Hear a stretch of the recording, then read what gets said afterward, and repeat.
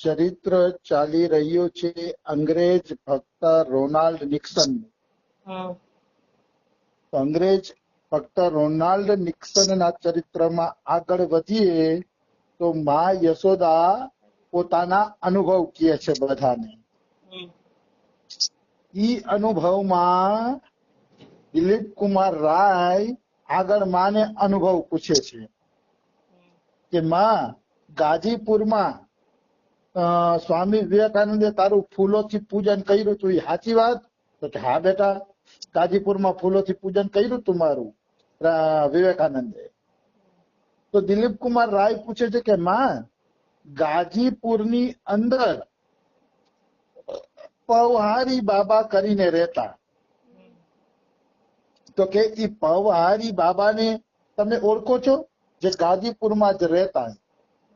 તો કે ઓ ઈ તો યોગીઓના રાજા હતા. માં એમ કહે છે કે પવહારી બાબા તો યોગીઓના રાજા હતા. મતલબ યોગી લોકો પણ એનો મતલબ આમ જોટો ન જડે એવા યોગી હતા અને યોગીઓના રાજા હતા પવહારી બાબા. તો કે માં તમે પવહારી બાબાના કઈ ચમત્કારની વાત કરો, કારણ કે તમે એના ગામમાં રોકાણા છો તો કઈક એનો ચમત્કાર કયો કે એનો શું ચમત્કાર છે એમ પૂછે છે. તો માં હસે છે. અચ્છા, પવહારી બાબાજીનો ચમત્કાર જાણવો છે એ કહે. તો કે અચ્છા સાંભળો, હું તમને પવહારી બાબાનો ચમત્કાર બતાવું કે એનો ચમત્કાર શું છે. માં યશોદા કહે છે કે મને એક પ્રશ્ન રહેતો હતો. એ કહે પ્રશ્ન એવો રહેતો હતો કે પવહારી બાબા મોટા મોટા ભંડારા કરે છે અને ભંડારામાં સાધુઓને દક્ષિણા આપે છે, એક એક ધોતી આપે છે અને એક એક લોટો આપે છે. તો એની ગુફા તો નાનકડી છે, તો આટલી બધી ધોતી અને આટલા બધા લોટા ને દક્ષિણાના પૈસા એ ક્યાંથી કાઢે છે? આવું ઈ કે મારા મનમાં એક સંશય રહેતો હતો, શંકા રહેતી હતી. તો કે તમે શું કર્યું? તો કે મેં નક્કી કર્યું કે હવે મારે છે ને એની કુટિયામાં જઈને જોવું છે કે આ લોટો ધોતી નાન આ બધું આવે છે ક્યાંથી. કે મેં નક્કી કર્યું કે મારે કુટિયાની અંદર જઈને જોવું છે. તો કે માં તમે કુટિયાની અંદર જોવા ગયા હતા? તો કે હા, મેં છે ને કે સાધુનો વેશ ધારણ કર્યો માં કે, અને ત્યારે મારી ઉંમર કે 13-14 વર્ષની જ હતી અને મેં સાધુનો વેશ ધારણ કર્યો અને લોટો ને ધોતી બે સાધુ લેતા હતા ને એની લાઈનમાં હું ઉભો રહી ગયો. એની લાઈનમાં ઉભી રહી ગઈ માં કે, અને લોટી ધોતો લેવાની મારી વારી આવી ને તો પટ કરતી એના ગુફામાં કૂદી પડી ગઈ અને ગુફાની અંદર વહી ગઈ. માં તમે ગુફાની અંદર શું જોયું? કે તો માં ખડખડાટ હસે છે. ખડખડાટ હસીને કહે છે ગુફા બિલકુલ ખાલી હતી, એમાં લોટી નહોતી ને ધોતોય નહોતી. લોટી ધોતો એની અંદર કે કાંઈ હતું નહીં, ગુફા એકદમ ખાલી હતી. તો આ રીતે માં પોતાના અનુભવોની વાતો કરે છે, જેથી દિલીપ કુમાર રાયને વિશ્વાસ વધે છે, ભજનમાં ભાવ વધે છે, ભજન પ્રત્યે રસ અને રુચિ વધે છે. કારણ કે આ રીતના એ અનુભવો કહેતા, એ અનુભવોથી બીજાનો વિશ્વાસ વધતો અને રસ વધતો, અને સાચી ભક્તિ જ છે કે બીજાનો રસ ને અનુભવ વધે. સાચી ભક્તિ જ છે કે બે જણા આપણી ભક્તિ જોઈને ભક્તિમાં વિશ્વાસ કરવા માંડે. બહુ મોટી વાત છે, બહુ સારી વાત છે. તો માને દિલીપ કુમાર રાય કહે છે, માં તમારા વાતોથી મારો વિશ્વાસ તો વધી ગયો, ખૂબ વિશ્વાસ વધી ગયો, પણ હવે એક કમજોરી છે. એ કહે તો માં કે બોલ બેટા શું કમજોરી છે? તો કે એક કમજોરી ઈ છે માં કે મને છે ને ધ્યાન નથી થતું ભગવાનનું. ધ્યાન કરું છું કંટાળો આવે છે, તો ધ્યાન નથી થતું મારે શું કરવું?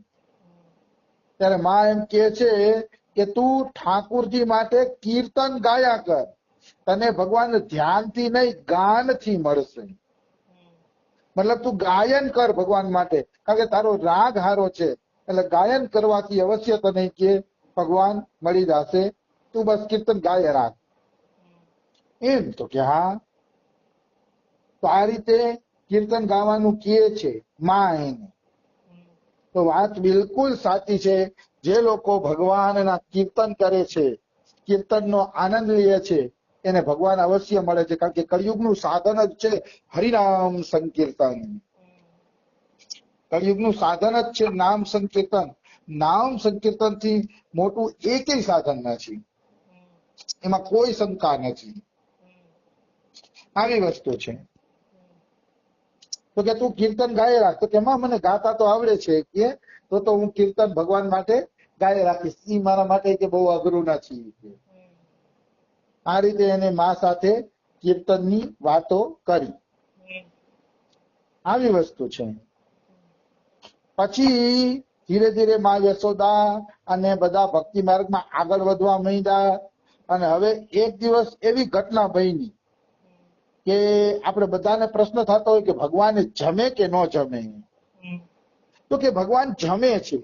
આ એની ઘટના લેસી આપણે, પણ પેલા હું પ્રસ્તાવના બાંધી દઉં કે ભગવાન જમે છે, પણ જો ભાવપૂર્વક જમે ને જમાડે ને કોઈ તો ભગવાન જમે છે. કોણ કહેતે હે ભગવાન ખાતે નહીં, તુમ સબરી કી તરહ ખિલાતે નહીં. જમે છે ભગવાન, પણ જમાડવાનો તમારો ભાવ પણ શુદ્ધ હોવો જોઈએ, તમારો હેતુ પણ શુદ્ધ હોવો જોઈએ, બધી વસ્તુ શુદ્ધ હોવી જોઈએ, તો ભગવાન જમે છે, નહીતર જમતા નથી. અને ડોંગરેજી મહારાજને કોકે પૂછ્યું હતું કે ભગવાન તમે કહો છો જમે છે, તો બધું ઓછું કેમ નથી થતું? ત્યારે ડોંગરેજી મહારાજ કહે છે ભગવાન ભાવનાની સુગંધી જમે છે. આપણો જે ભાવ હોય ને એ ભાવનાની સુગંધી ભગવાન જમે છે. પણ ભગવાન આમ ન જમવા આવે, આમ તો બહુ ઊંચા સંતો પાસે જમવા આવે, પણ આપણો જેટલો ભાવ હોય ને એ ભાવ પ્રમાણે ભગવાન એમાંથી સુગંધ લઈ લે. આવી વસ્તુ છે.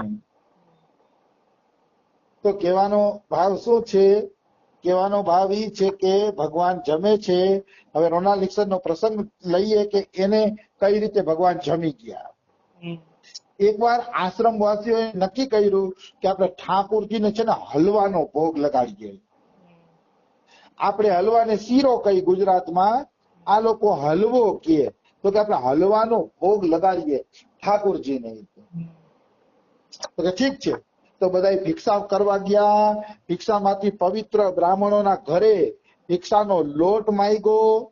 એ લોટ ઘરે લઈ આવી અને બધા પવિત્રતાથી રસોઈ બનાવવા માંડ્યા, કીર્તન કરતા કરતા. કારણ કે આજ બધાના મનમાં ઉત્સાહ હતો કે ભગવાનને સરસ રીતે હલવાનો ભોગ લગાડીએ એમ. અને જેથી ઉત્સાહ સારો હોય, ભાવ સારો હોય ને, ત્યારે માનવું કે કઈક ચમત્કાર થશે. આપણો અંતરાત્મા જ કહી દે છે કે નહીં, આજે કઈક ચમત્કાર થવાનો જ છે. બોલે છે અંતરાત્મા, એવું નથી બોલતો. આવી વસ્તુ છે. મનુષ્ય જો હરખી રીતે ભજન કરે ને તો એનો અંતર આત્મા અવશ્ય બોલે છે. તો સરસ મજાનો એને હલવો બનાવ્યો બધાએ ભાવપૂર્વક ભેગા મળીને, અને હલવાનો ભગવાનને ભોગ લગાવ્યો. ઘી પણ ગાયનું શુદ્ધ ઘી હતું, અને બનાવવા વાળા પણ બધા ભક્તો જ હતા. કોઈ લૌકિક જીવને અંદર ઘૂસવા જ નહોતો દીધો રસોડાની અંદર. તો આ રીતે હલવો બનાવી અને ભગવાનને ભોગ લગાવ્યો. ભોગ લગાડીને પડદો પાડી દીધો, અને પડદો પાડ્યા પછી બધા કીર્તન કરવા માંડ્યા. કારણ કે ભોગ લગાડીએ તો 15-20 મિનિટ કીર્તન કરવા જોઈએ, જેથી ભગવાન ધીરે ધીરે જમી શકે. ધીરે ધીરે જમી શકે એટલે થોડાક કીર્તન કરવા જોઈએ. એમાં જ મજા છે. આવી વસ્તુ છે. તો એ કીર્તન કરવા માંડ્યા. કીર્તન કરવા માંડ્યા ને તો રોનાલ્ડ નિક્સન કૃષ્ણ પ્રેમ બોલ્યા કે આજ તો ભગવાને હલવો ખાધો જ હશે. મારું મન એમ કહે છે કે ભગવાને હલવો ખાધો હશે. ત્યાં તો બાજુમાં મા યશોદા બેઠા હતા ને, એ મા યશોદા હસવા માંડ્યા.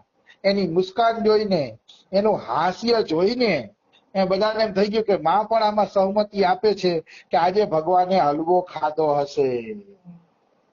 માની પણ સંમતિ છે, એટલે મા હસે છે. એટલે એ રીતે બધાએ નક્કી કરી લીધું કે આજે પ્રભુએ હલવો ખાધો હશે. અને વાસ્તવમાં જયારે પડદો ખોલવામાં આવ્યો તો ભગવાન અડધો હલવો ખાઈ ગયા હતા, અને એ હલવામાં આંગળાની છાપની નિશાની પણ હતી. અમારા બાબા પણ કહે છે કે મારો પણ એકવાર ભોગ ભગવાન જમી ગયા હતા, પણ હવે વારંવાર વાત રિપીટ કરવાનો કોઈ અર્થ નથી, કારણ કે અમારા બાબા ઘણી વાર આ વાત બોલી ગયા છે.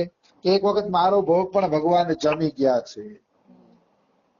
તો આ પ્રત્યક્ષ છે. આ વાતો ઉપર વિશ્વાસ રાખવો જોઈએ. સંતો બિલકુલ ખોટું બોલતા નથી. સંતો બિલકુલ ખોટું બોલતા નથી. આ વાતો બધી વિશ્વાસ કરવાને લાયક છે. જેટલો વિશ્વાસ વધશે એટલી જ ભક્તિ વધશે.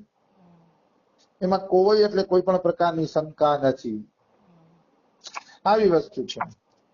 તો આ રીતે રોનાલ્ડ નિક્સનનો હલવો ભગવાન જમી જાય છે. એનો ભાવ વધારે છે. હવે રોનાલ્ડ નિક્સનને ભારતના સંતોના ચરિત્રોમાં વધુ રસ પડવા માંડ્યો, કારણ કે પોતાના જીવનમાં સત્ય ઘટનાઓ થવા માંડી, એટલે એને વિશ્વાસ આવી ગયો કે આ બધી ઘટનાઓ સત્ય છે. એટલે ખૂબ એને પણ રસ આવવા માંડ્યો બધી ઘટનાઓની અંદર. હવે રોનાલ્ડ નિક્સન ભગવાન શ્રી કૃષ્ણને છે ને પોતાના નાના ભાઈ માનતા. નાના ભાઈ એટલે માનતા કે મા યશોદા છે ને એ કૃષ્ણને પોતાનો પુત્ર માનતી. એટલે કૃષ્ણ પ્રેમ એમ માનતા કે કૃષ્ણ મારા ભાઈ છે, નાના ભાઈ છે. તો નાનો ભાઈ છે ને એ મોટા ભાઈને દાદા કહીને બોલાવે. દાદા કહીને બોલાવે. એટલે કૃષ્ણ હવે દાદા કહીને બોલાવશે અને એને પરચો દેખાડશે. એનો પ્રસંગ ચાલુ થાય છે. એક વાત નક્કી છે કે મનુષ્ય જો ભગવાન હારે સંબંધ બાંધે તો ભગવાન એ સંબંધને નિભાવે છે અને દેખાડી દે છે કે તારો સંબંધ મને કબૂલ છે.